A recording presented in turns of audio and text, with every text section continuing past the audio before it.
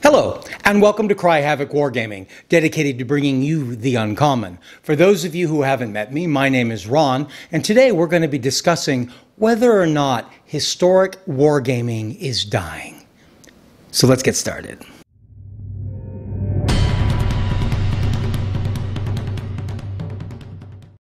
So recently, Little Wars TV put forth the question on one of their videos, is historical wargaming dying? They built it around a question that's been being asked by Sam Mustafa, the writer of Blucher, for some years now, as to whether or not historical wargaming is in a difficult situation and if it is dying. And I'd like to go ahead and discuss some of his points and my opinions on them. Now, some of you will probably be surprised if you only know me through this channel to find out that I even consider myself a historical wargamer. I haven't covered many historical war games on this channel yet. It is my intention to. I am a big supporter of historical wargaming. In fact, I play Sam's game, Blucher. I play a number of the Two Fat Lardies games. I originally started as a wargamer back in the 70s. Originally through playing with Airfix figures and board games. Tactics 2, my very first game. Played Squad Leader for years. Moved into miniatures role gaming with the WRG rules, doing mostly English Civil War back at a college wargaming club many, many moons ago when the world was young. So I certainly do consider myself a historical wargamer, but I'm not limited to that, and we'll discuss that as we go on. So the basic arguments that are put forth by Sam, Sam argues, one, that the age, that's a common argument that's made by many people, that we are graying out, that the hobby is getting old, that it is dying off or will eventually die off because of that age. The average age, according to the War Games Strategy and Studies magazine, their big survey they do every year, they show the average age of wargamers, of those participating in the survey, of being 58, which puts me just on the average. When I've heard him make these arguments before, they've been more about American wargaming. This seemed to be being applied to the worldwide stage, but in the past it's been wargaming. And so one of the arguments he frequently makes is the death and absence of wargaming magazines. In my youth, there were a number of American wargaming magazines. Those are all gone. They've been replaced. We'll come back to that as well. And lastly, he makes the argument that there are no new games and no new games coming out of America and being supported. Again, that would only speak to the popularity of historical gaming as a business interest in the United States anyway, but we'll also come back in that. And that's my intention right now, is I want to talk about these three main points that Sam made and that drove a lot of that, that video, and give you my opinions regarding those. I don't believe that historic wargaming is dying.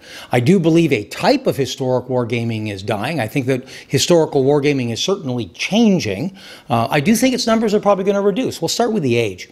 When I started back in the 70s, most historical wargamers I knew were old, in their 50s, 60s, and with graying hair. I think that's just a part of the hobby. I think the time it takes, the money that it can take, that involvement, the free time, it's typically an older man's hobby. You know, when I was young and in high school, I used to be a model railroader, and it was a joke in model railroading that you would get high school kids who would model railroad, and then they would fall out of the hobby and they'd be gone until they retired because other things get in their way. You know, pretty shortly in your teenage years, you stop being interested in toy trains and you start being interested in the young ladies. Then you end up getting married, you have children, you raise a family, and all of that gets in the way of the hobby. And then you become an empty nester, the children move out, maybe you're retired, you have a little bit more cash at hand, and you return to the hobby then. And I don't think that's any different with wargaming.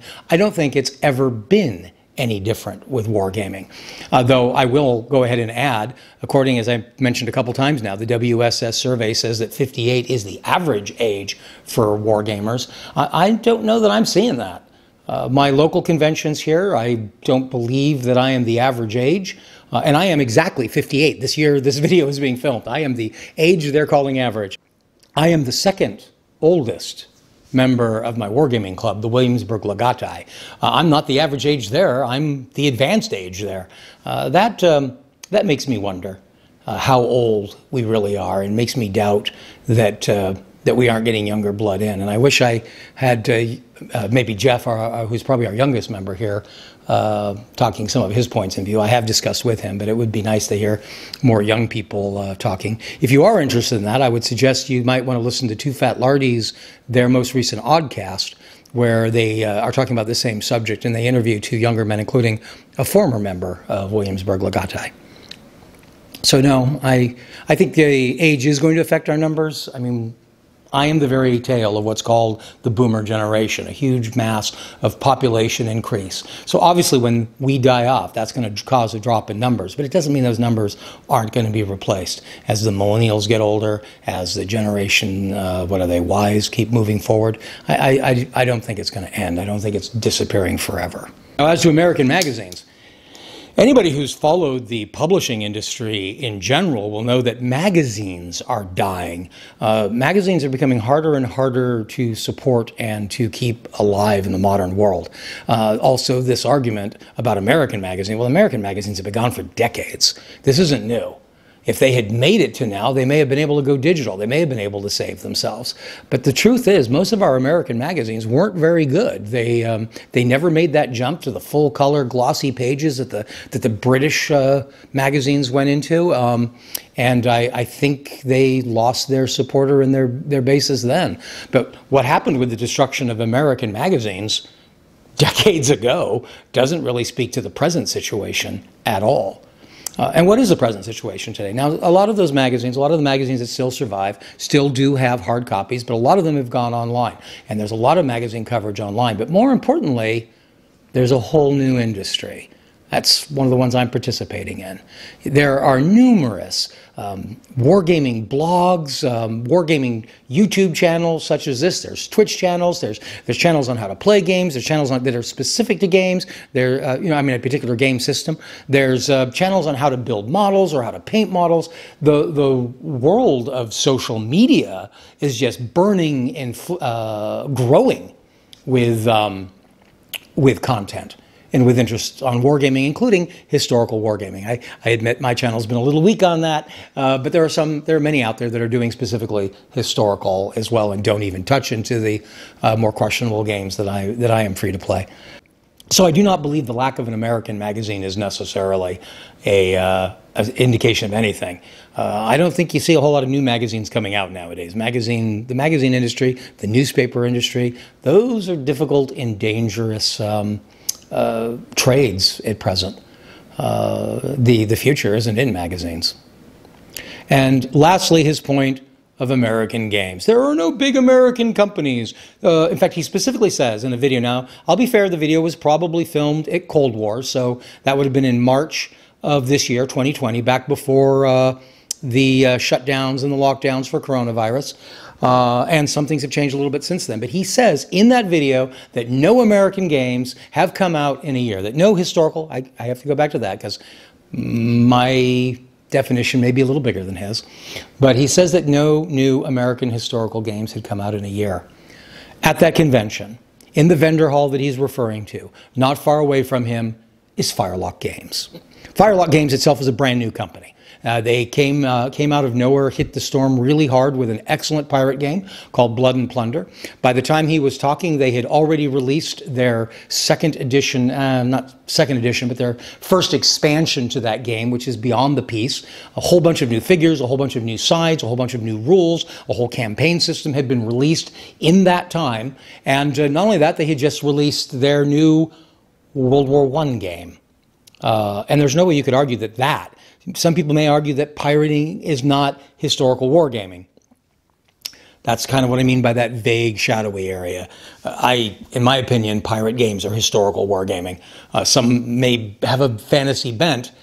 Actually, Firelock has very little of that. Firelock is one of the most historical pirate games you'll see out there. It's all built around the golden age of piracy, and it takes its history pretty seriously. There's only a few things that I, as a professional historian, have take issue at. The game is certainly moving forward. Now they have a World War I version, and that's got to be historical wargaming in anybody's way, shape, or thinking. That is a historical war game. They also, I believe, had just come out with, I may have the timeline a little wrong here, but I'm pretty sure that he had just come out with, what is it, Oak and Iron, which is their small-scale ship-to-ship combat game, which is an entirely brand new rule system as well as the World War I system. So that's 2 games in the year and 3 games in just over that time. He completely ignores companies like Firelock, Knuckle Duster. So those companies are growing. There's ECR, probably the biggest competitor to his rules for Blucher. That's an American company and doing very, very well. They, I think, are over a year old, but they're certainly not a very old game. And certainly growing. In fact, in that video, he mentions a handful of games as examples that it's dying, and they're all games that came out 25 years ago, 30 years ago. The wargaming world changes. It's constantly changing. It was changing then. Those rules were replacing earlier systems of rules, and that's just the nature of the hobby, and it's how it should go. I go back and look at games I played back in the 70s, and I don't even understand why I enjoyed them. The science of creating war games has continued to grow and improve and advance. The fashion behind what we play has continued to change and grow and advance, and that's exactly how it should be. If I'm wrong, and if historical wargaming actually is dying and is suffering, well, what should we do about it, if anything? One of the things I've kind of hinted at as I've been speaking here, I think in reality, wargaming isn't dying. I think what some people, their limited description of what they call a historic wargaming may be dying. I think the day of huge tables covered with thousands and thousands of 28mm Napoleonic figures being played by 10 guys on a side against 10 other guys, I think those days are going, or only limited now to certain big game events, game days, or conventions, or shows as they call them in England. I think that's changing. But that doesn't mean that historic wargaming is going away. I think the fashion today is more for skirmish games, for smaller level games. For World War II, it's often platoon level games like with Bolt Action and with Chain of Command. Sometimes it's even smaller. There's a number of squad level games out there where you're playing on the proper skirmish level. For Napoleonic games, you see the same thing with Sharp Practice, again by 2 Fat Lardies, or even smaller, Forager, which is 6 guys on a side. Games that allow for fewer figures, less prep time because you're painting less money because you're buying less, being played on smaller tables. I think that may be the future of the game, but that is in no way, shape, or form any less historic than playing the Battle of Borodino in 28mm. So I think sometimes that's not being viewed. What is historic is not being viewed. What we call modern wargaming, I'm playing right now a game of Battlefront. It's set in 2002. I think of that as modern. Somebody pointed out that's 20 years ago. That is history. That's still, people who play moderns are still playing historic wargaming, and that is still historic wargaming, and it's often not viewed that way, I think, by a lot of these grognards who only view certain, musket and horse periods as being historic or something. And the next issue I want to bring up is that very point I keep making. We have this strong division that we want to view between historic wargaming and any other sort of tabletop wargaming. And I don't think that helps the hobby. I think the fact that we not only look down on fantasy gaming or science fiction gaming, we even look down on some of those historic war games that owe their pasts to those games. And a great example I keep mentioning, Black Powder, the Bolt Action. Those are hugely popular games, which are often viewed as less than proper historic games because of various issues that a grognard may have with their rules. But those are games that are increasing the numbers of historic players. I said this, one of my first blog posts ever on my never very well supported blog that has now become basically just support for my channel. One of the first blogs I ever talked about was how we shouldn't be looking down our nose on fantasy gamers and science fiction gamers, and we shouldn't be keeping them away from our events, and that was feeding into our hobby. A lot of people insist it doesn't. A lot of people were insisting even in those days that these people grow out of that hobby and then grow out of wargaming at all. Well, I'm seeing now, this isn't scientific, it's based on just my own preferences on various social medias that I participate in. But for instance, I mentioned I play a lot of Chain of Command. And I've noticed that Chain of Command players, that number has really been increasing. And it's mostly increasing by people who have been playing, either used to play or are still playing Bolt Action or Flames of War. Most of those people got into Bolt Action or Flames of War coming from Warhammer or Warhammer 40K. So yes, there are people who do come over. Not everybody quits and pulls out and leaves the hobby entirely. Some of them will feed into historic wargaming. And we should accept them. We should welcome those people with arms. We shouldn't insult the rule systems they like, that they played, used to play, or are still playing along the side. If they enjoy them, that's what all of us should be promoting, is the game, the hobby of wargaming itself. And you promote that by celebrating and having passion towards the hobby in general. Not passion just towards your version of the hobby or your game over somebody else's game. Yeah, I prefer games I play to games that other people play. I have this page to help share the games I like with you so that you might learn to like them too. But if you don't, that's your choice, isn't it? I mean, that's what it means to live in a free society. You choose what games you want to play. I choose what mine are. We will share. You may like some of mine. I may like some of yours. And that's going to keep the hobby expanding. I don't think there's this need for this strong division, and when it's between the questionable areas like pirate games or modern games or things like that, I just really think that's out of place and doesn't belong and doesn't help our hobby in the long run. Lastly, speaking to that same subject, we need to be welcoming. The majority of the population at our wargaming conventions is still older guys, gray-haired guys, just like has been said by Sam, by others. That's not untrue. The other thing we tend to have in common is they tend to be people who look like me. We tend to be white. We tend to be male. And we are not always as accepting as we should be to a more diverse audience. And we need to be. And that audience is growing. That is changing. We haven't had local conventions here for the same reasons that most of you haven't. Because of the coronavirus, we haven't had local conventions here in over a year now. But the last one I attended here locally, that's one thing I definitely noticed, was a large number of women players, of females out there playing. And unlike what some of the stereotypes are, yes, a lot of them were playing the fantasy games, but a lot of them were playing World War II tank games and things like that as well. It's foolish for us to drive those people away by sexist or misogynistic comments. And the same goes true of people of different colors. I see less of that than I have the sexism, but I've seen that as well. And if you're really concerned that the hobby is dying, then you shouldn't be acting as a wall, or as some people say, a gatekeeper, to keep people out of the hobby. The goal should be to invite them in, to welcome them with arms and bring them in, show them why you love these games, why they might like these games, and give them the choice to do that. Get them to come along and join us and become a wargamer. If you really think historic wargaming is dying, then you should take action to change that, and not just sit in your ivory tower and complain that it's dying. These are just my thoughts. I hope I haven't bored you. I know this isn't what I usually do on the page. I thought I wanted to give my 2 cents. So thanks for coming by. I hope you've enjoyed what I shared with you. Whether you did or you didn't, I'd appreciate if you'd put comments down below.